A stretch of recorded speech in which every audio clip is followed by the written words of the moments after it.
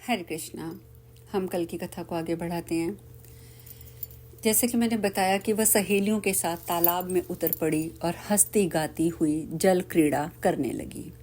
इसी समय कुबेर का सेवक गोबिल नामक दैत्य दिव्य विमान पर बैठकर आकाश मार्ग से कहीं जा रहा था। तालाब के ऊपर आने पर उसकी दृष्टि विशाल नेत्रों वाली विदर्भ राजकुमारी पद्मावती पर पड़ी, जो निर्भय होकर स्नान कर रही थी। गोबिल की ज्ञान शक्ति बहुत बड़ी हुई थी। उसने निश्चित रूप से जान लिया कि ये विदर्भ नरेश की कन्या और महाराज उग्रसेन की पत्नी है, परंतु यह तो पतिव्रता होने के कारण आत्मबल से ही सुरक्षित है। पुरुषों के लिए इसे प्राप्त करना नितांत कठिन है। उग्रसेन महामूर्ख है, जो उसने ऐसी सुंदर पत्नी को मायके भेज दिया है। यह पतिव्रता नारी पराये पुरुष के लिए दुर्लभ है। इधर कामदेव मुझे पीड़ा दे रहा है।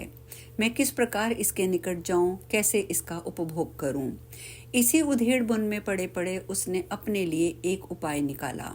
गोबिल ने महाराज उग्रसेन का मायामय रूप धारण किया। वह ज्यों का त्यों उग्रसेन बन गया। वही अंग, वही उपांग, वैसे ही वस्त्र, उसी तरह का वेश और वही अवस्था। पूर्ण रूप से उग्रसेन सा होकर वह पर्वत के शिखर पर उतरा और अशोक वृक्ष की छाया में शिला के ऊपर बैठकर उसने मधुर स्वर से संगीत छेड़ दिया। वह गीत संपूर्ण विश्व को मोहित करने वाला था। ताल, लय, उत्तम स्वर से युक्त उस मधुर गान को सखियों के माध्यम से बैठी हुई सुंदरी पद्मावती ने भी सुना। वह सोचने लगी, कौन है जो ऐसा गीत गा रहा है? राजकुमारी के मन में उसे देखने की उत्कंठा हुई। उसने सखियों के साथ जाकर देखा, अशोक की छाया में उज्जवल शिलाखंड के ऊपर बैठा हुआ कोई पुरुष गा रहा है। वह महाराज उग्रसेन सा जान पड़ता है। वास्तव में तो वह राजा के वेश में दानव गोबिल ही था। पद्मावती विचार करने लगी, मेरे धर्मपरायण स्वामी मथुरा नरेश छोड़कर इतनी दूर कब और कैसे चले आए? वह इस प्रकार सोच ही रही थी कि उस पापी ने स्वयं ही पुकारा, प्रिय आओ, तुम्हारे बिना मैं नहीं जी सकता। तुमसे अलग रहकर मेरे लिए ये प्रिय जीवन का भार वहन करना असंभव हो गया है। तुम्हारे स्नेह ने मुझे मोह लिया है, अतः मैं तुम्हें छोड़कर कहीं नहीं जा सकता। पति रूपधारी दैत्य के ऐसा कहने पर पद्मावती कुछ लज्जित सी होकर उसके सामने गई। वह पद्मावती का हाथ पकड़कर उसे एकांत स्थान पर ले गया और इच्छा अनुसार उसका उपभोग किया। महाराज उग्रसेन के गुप्त अंग में कुछ खास निशानी थी जो उस पुरुष में दिखाई नहीं दी। इससे सुंदरी पद्मावती के मन में उसके प्रति संदेह उत्पन्न हुआ। राजकुमारी ने अपने वस्त्र संभाल कर पहन लिए, किंतु उसके हृदय में इस घटना से बड़ा दुख हुआ। वह क्रोध में भरकर नीच दानव गोबिल से बोली, ओ नीच, जल्दी बता तू कौन है? तेरा आकार दानव जैसा है, तू पापी, चारी और निर्दयी है। और ये कहते कहते आत्मग्लानि के कारण उसकी आंखें भर आई। वह शाप देने को उद्यत होकर बोली, दुरात्मन, तूने मेरे पति के रूप में आकर मेरे साथ छल किया है और इस धर्ममय शरीर को अपवित्र करके मेरे उत्तम पतिव्रत्य का नाश कर डाला है। अब यही तू मेरा भी प्रभाव देख ले, मैं तुझे अत्यंत कठोर शाप दूंगी। उसकी बात सुनकर गोबिल ने कहा, पतिव्रता स्त्री, भगवान विष्णु और उत्तम ब्राह्मण के भय से तो समस्त राक्षस और दानव दूर भागते हैं। मैं दानव धर्म के अनुसार इस पृथ्वी पर विचर रहा हूँ। पहले मेरे दोष का विचार करो, किस अपराध पर तुम मुझे शाप देने को उद्यत हो? पद्मावती बोली, पापी, मैं साध्वी और पतिव्रता हूँ। मेरे मन में केवल मेरे पति की कामना रहती है। मैं सदा उन्हीं के लिए तपस्या किया करती हूँ। मैं अपने धर्म मार्ग पर स्थित थी, किंतु तूने माया रचकर मेरे धर्म के साथ मुझे भी नष्ट किया है। इसलिए दुष्ट, मैं तुझे भस्म कर डालूंगी। गोबिल बोला, राजकुमारी, यदि उचित समझो तो सुनो, मैं धर्म की बात कहता हूँ। जो स्त्री प्रतिदिन मन, वाणी, क्रिया द्वारा अपने स्वामी की सेवा करती है, पति के संतुष्ट रहने से स्वयं संतोष का अनुभव करती है, उसी के क्रोधी होने पर उसका त्याग नहीं करती, उसके दोषों की ओर ध्यान नहीं देती, उसके मारने पर भी प्रसन्न होती है और स्वामी के सब कामों में आगे रहती है, वही नारी पतिव्रता कही गई है। यदि स्त्री इस लोक में अपना कल्याण चाहती है तो वह पतित, रोगी, अंगहीन, कोढ़ी, सब धर्मों से रहित और पापी पति का भी परित्याग ना करे। जो स्वामी को छोड़कर जाती है और दूसरे दूसरे कामों में मन लगाती है, वह संसार में सब धर्मों से बहिष्कृत व्यभिचार नहीं समझी जाती है। जो पति की अनुपस्थिति में लोलुपतावश ग्राम्य भोग तथा श्रृंगार का सेवन करती है, उसे मनुष्य अच्छी स्त्री नहीं कहते। मुझे वेद और शास्त्रों का अनुमोदित धर्म का ज्ञान है। गृहस्थ धर्म का परित्याग करके पति की सेवा को छोड़कर यहाँ किस लिए आई हो? इतने पर भी अपने ही मुंह से कहती हो कि मैं पतिव्रता हूँ। कर्म से तो तुमने पतिव्रत का लेश मात्र भी दिखाई नहीं देता। तुम डर भय छोड़कर पर्वत और वन में मतवाली होकर घूमती फिरती हो, इसलिए तुम पतिव्रता नहीं हो। मैंने ये महान दंड देकर तुम्हें सीधी राह पर लगाया है। अब कभी तुमसे ऐसी धृष्टता नहीं हो सकती। बताओ तो, पति को छोड़कर किस लिए यहाँ आई हो? ये श्रृंगार, ये आभूषण, ये मनोहर वेश धारण करके यहाँ क्यों खड़ी हो? बोलो ना, किस लिए और किसके लिए ये सब किया है? कहाँ है तुम्हारा पतिव्रत्य? दिखाओ तो मेरे सामने।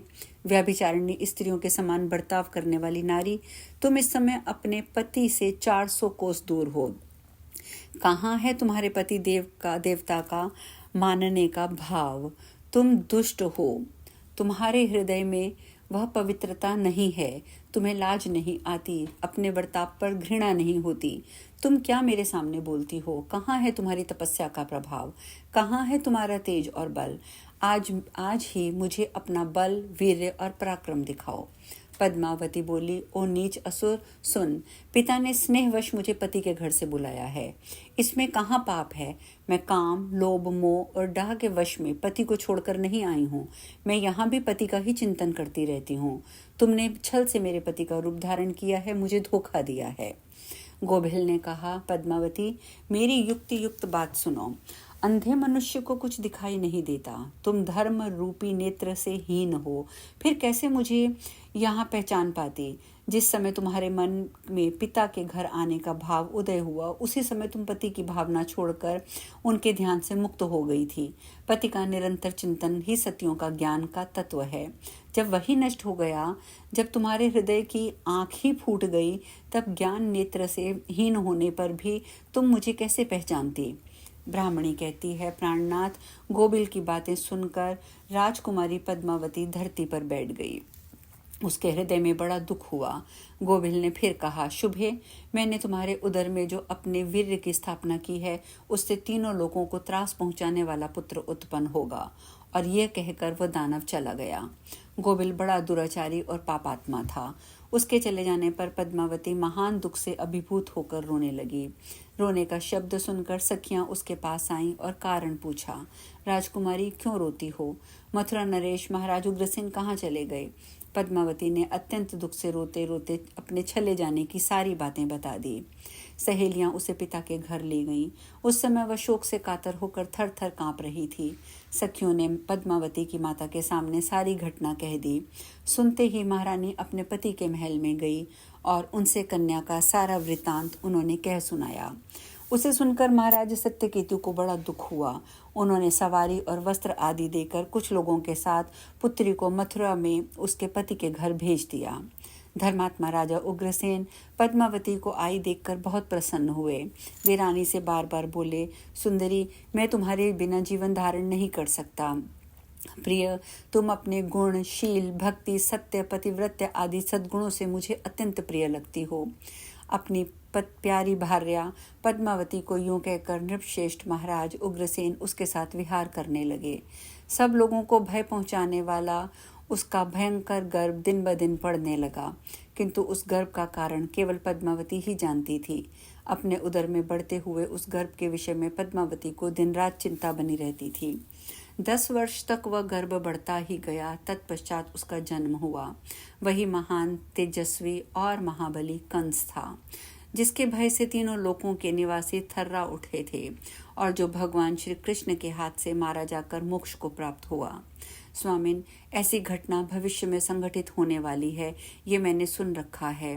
मैंने आपसे जो कुछ, अतः कन्या को घर में रखने का मोह नहीं करना चाहिए।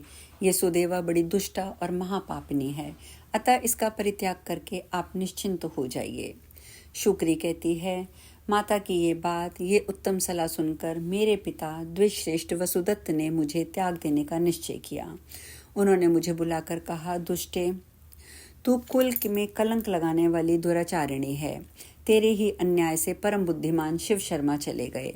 जहाँ तेरे स्वामी रहते हैं वहीं तू भी चली जा, अथवा जो स्थान तुझे अच्छा लगे वहीं चला जा। जैसा जी में आए वैसा कर। महारानी जी, यूं कहकर माता पिता और कुटुंब के लोगों ने मुझे त्याग दिया। मैं भी अपनी लाज हया खो चुकी थी, शीघ्र ही वहां से चल दी। किंतु कहीं भी मुझे ठहरने के लिए स्थान और सुख नहीं मिलता था। लोग मुझे देखते ही कुलटा आई है कहकर धुतकारने लगते थे। अब हम इस कथा में यहीं विश्राम लेंगे। आगे की कथा कल सुनेंगे। हरे कृष्णा।